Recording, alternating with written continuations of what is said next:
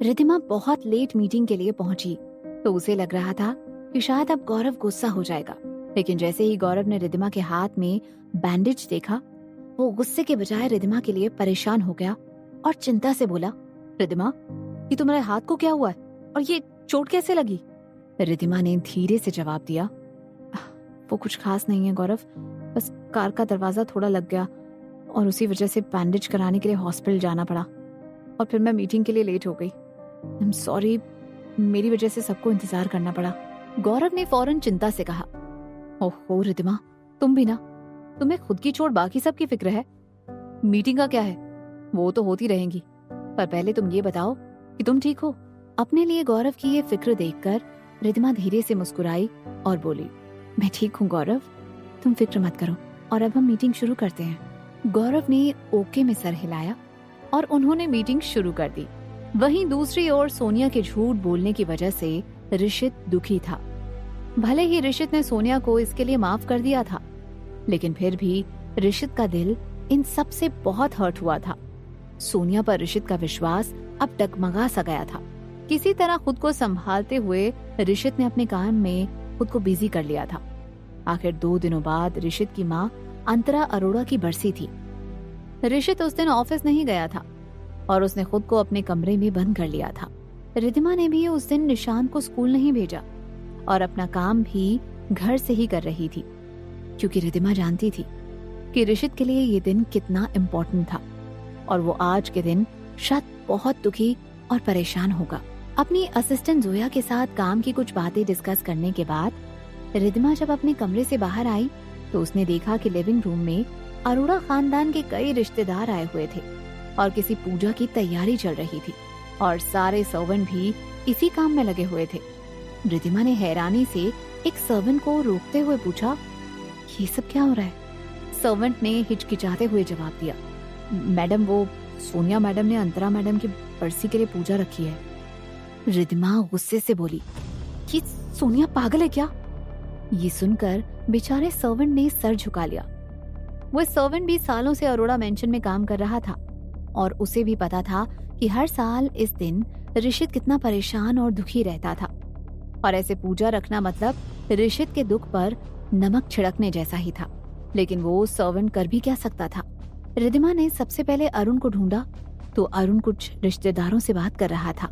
तभी अरुण को साइड में ले जाकर रिद्धिमा ने उससे पूछा, ये सब क्या चल रहा है अरुण अंकल? जिस पर अरुण ने बौहें चढ़ाते हुए कहा, बेटा, सबके सामने पापा कहकर बुलाओ प्लीज। रिद्धिमा ने गहरी सांस ली और इस बार अरुण को पापा बुलाते हुए पूछा, पापा, ये सब क्या है? ये पूजा क्यों रखी है और क्या ऋषित को पता है ये बात? अरुण ने थकी हारी आवाज में कहा, ऋषित को कुछ नहीं पता, लेकिन अब ये पूजा रोक भी नहीं सकते क्योंकि कई सारे लोग आ चुके हैं। मैंने सोचा नहीं था कि सोनिया ऐसी बेवकूफी करेगी और उसमें देवयानी उसका साथ देगी। जिस पर रिद्धिमा ने चिढ़ते हुए कहा, सोनिया से तो कोई उम्मीद ही नहीं थी, लेकिन देवयानी आंटी ऐसा कैसे कर सकती हैं? अरुण ने कुछ नहीं कहा। उसे भी देवयानी पर बहुत गुस्सा आ रहा था और दिल ही दिल में पछतावा भी हो रहा था कि क्यों देवयानी को वो अपनी जिंदगी में ले आया। तभी रिद्धिमा ने परेशान होकर कहा, लेकिन अगर ऋषित पैनिक हो गया तो उसके राज के बारे में सभी को पता चल जाएगा और सब न जाने ऋषित के बारे में क्या क्या बातें बनाएंगे। अरुण ने दिल ही दिल में सोचा कि रिद्धिमा कितनी अच्छी इंसान है। ऋषित ने उसके साथ इतना बुरा किया, फिर भी वो ऋषित के अच्छे के बारे में सोच रही थी। दूसरी तरफ सोनिया थी जो बिना सोचे समझे ऐसे ऋषित को तकलीफ पहुंचा रही थी। लेकिन इससे पहले अरुण और रिद्धिमा कुछ कर पाते, सोनिया ऋषित को लेकर वहां आ गई। ऋषित हैरानी से देखने लगा तो सोनिया बोली, देखो, ये सब मैंने तुम्हारे लिए किया है। ये सब देखकर आज अंतरा आंटी को भी कितना अच्छा लगेगा ना कि तुम उनके लिए पूजा कर रहे हो। तभी पंडित जी ने सोनिया को कुछ चीजें लाने को कहा तो सोनिया काम में लग गई। वैसे भी सोनिया सारे रिश्तेदारों के सामने एक मौका नहीं छोड़ना चाहती थी, ये प्रूव करने का कि वो ऋषित के कितने करीब थी। फिर पंडित जी ने अरुण को कहा कि वो पूजा में बैठ जाएं और ये देख ऋषित अपना आपा खोने लगा। जो इंसान उसकी माँ की मौत का जिम्मेदार था, वो इंसान उनके लिए पूजा में बैठ रहा था और ये सहना ऋषित के लिए मुश्किल हो गया था। तभी ऋषित को याद आया कि उसकी माँ की मौत कैसे हुई थी। ऋषित बहुत खुश था कि वो और रिद्धिमा बेस्ट फ्रेंड्स बन गए थे। ऋषित के बहुत कम दोस्त थे, लेकिन कोई इतने करीब नहीं था कि बेस्ट फ्रेंड बन सके। पर अब रिद्धिमा के रूप में उसके पास उसकी बेस्ट फ्रेंड भी थी और इस बात से वो बहुत खुश था।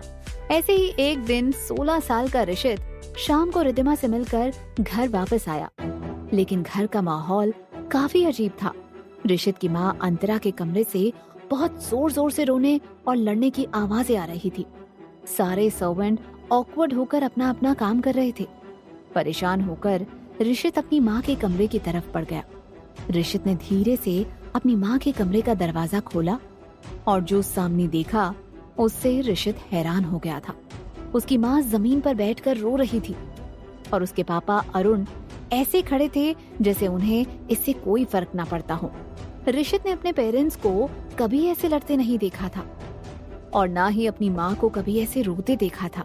ऋषित बिना आवाज किए हैरान होकर वहीं खड़ा रह गया। अंतरा और अरुण इस बात से बिल्कुल अनजान थे कि उन दोनों की बातें ऋषित सुन रहा था। अंतरा ने चिल्लाते हुए कहा, ये सब करके तुम मुझे शांत रहने को बोल रहे हो।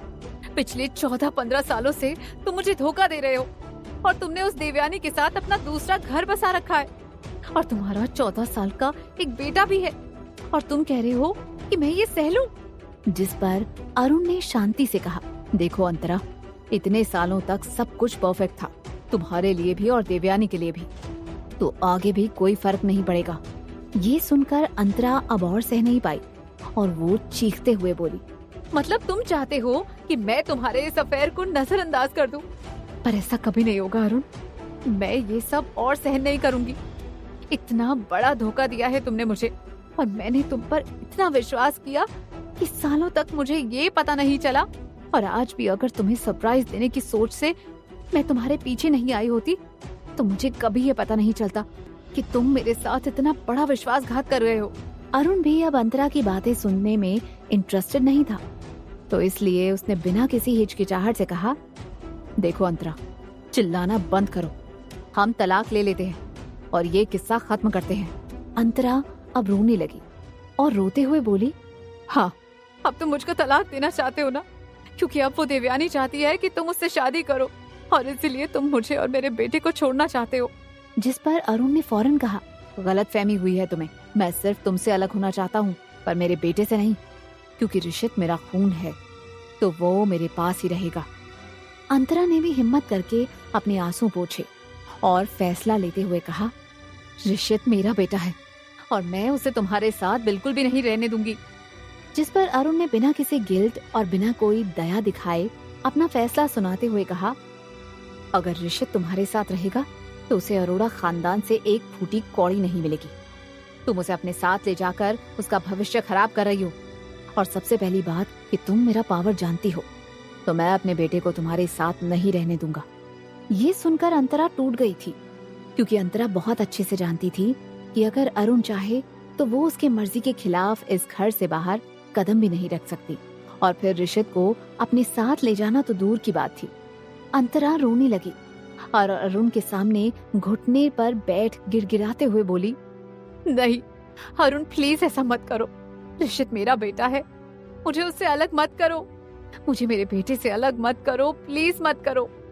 लेकिन अरुण को अंतरा पर जरा सी भी दया नहीं आई और वो बिना किसी इमोशन के बोला, मैं फैसला ले चुका हूँ, तो अब तुम्हें फैसला लेना है, या तो अब तक जैसे सब चल रहा था वैसे सब चलने दो, या फिर मुझसे तलाक लेकर ऋषित की कस्टडी मुझे देकर यहाँ से चली जाओ। तो अब फैसला तुम्हारा है।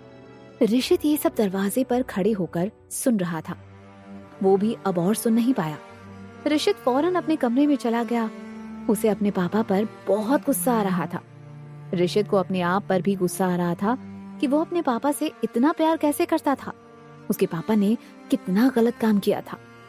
ऋषित को बहुत गुस्सा आ रहा था और रोना भी आ रहा था। ऋषित को बचपन से ही हर वो चीज मिल जाती थी जो वो चाहता, या फिर सब कुछ उसकी मर्जी से होता था। इसीलिए बहुत ही कम बार ऐसा हुआ था कि ऋषित रोया हो, लेकिन उस रात ऋषित जी भर कर रोया था। ऋषित ने फैसला कर लिया था कि वो अपनी माँ के साथ ही रहेगा, चाहे कुछ भी हो, और रोते रोते वो सो गया। अगले दिन सुबह जब ऋषित उठा तो घर में बहुत कुछ हो रहा था।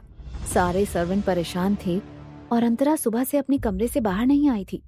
एक सर्वेंट अंतरा के दरवाजे पर दस्तक दे रही थी, लेकिन अंतरा ने दरवाजा नहीं खोला। किसी सर्वेंट में इतनी हिम्मत नहीं थी कि अपनी मालकिन के मर्जी के बगैर उनके कमरे का दरवाजा खोल सके। फिर ऋषित ने ही आगे आकर अपनी माँ के कमरे का दरवाजा खोला और वो अंदर का नजारा देख शॉक्ड हो गया, क्योंकि अंतरा ने छत से लटक कर फांसी लगाकर आत्महत्या कर ली थी और अगले ही पल ऋषित बेहोश हो गया था। ऋषित अपनी यादों के भंवर से बाहर आया और उसने देखा अरुण अंतरा के लिए पूजा कर रहा था। जो इंसान उसकी माँ की मौत का जिम्मेदार था, वही उनके लिए पूजा कर रहा था। ये सब ऋषित अब और नहीं सह पा रहा था। ऋषित के हाथ कांपने लगे और ऋषित के लिए खड़े रहना मुश्किल हो गया। बार बार उसकी आंखों के सामने अपनी माँ का अरुण के सामने गिड़गिड़ाना, फिर उनका फांसी लगा लेना, ये सब याद आ रहा था। ऋषित को लगने लगा जैसे वो सब फिर से उसकी आंखों के सामने हो रहा हो। रिद्धिमा ने ऋषित की तरफ देखा तो वो समझ गई कि कभी भी ऋषित अपना आपा खो सकता था। तभी रिद्धिमा का ध्यान निशांत की तरफ गया। घर में इतने सारे लोग और ये माहौल देखकर निशांत भी सब कुछ उत्सुकता से देख रहा था। रिद्धिमा को याद आया कि कैसे निशांत के स्कूल में जब वो पेरेंट्स टीचर मीटिंग के लिए गए थे तो ऋषित की तबीयत खराब हो रही थी, लेकिन फिर जैसे ही निशांत ऋषित के पास गया तो ऋषित शांत हो गया था। रिद्धिमा ने सोचा कि शायद अभी भी अगर निशांत ऋषित के पास चला गया तो हो सकता है कि ऋषित पैनिक ना हो। यही सोचकर रिद्धिमा ने फिर फौरन निशांत को अपने पास बुलाया और उससे धीमी आवाज में कहा, निश बेबी, डैडी की तबीयत खराब हो रही है, तो तुम उनके पास जाओ और उनके पास ही रुकना और उन्हें बताना कि तुम उनके साथ ही हो।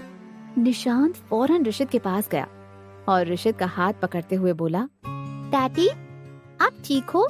मैं हूँ ना डैडी, आप टेंशन मत लो, आप बैठ जाओ।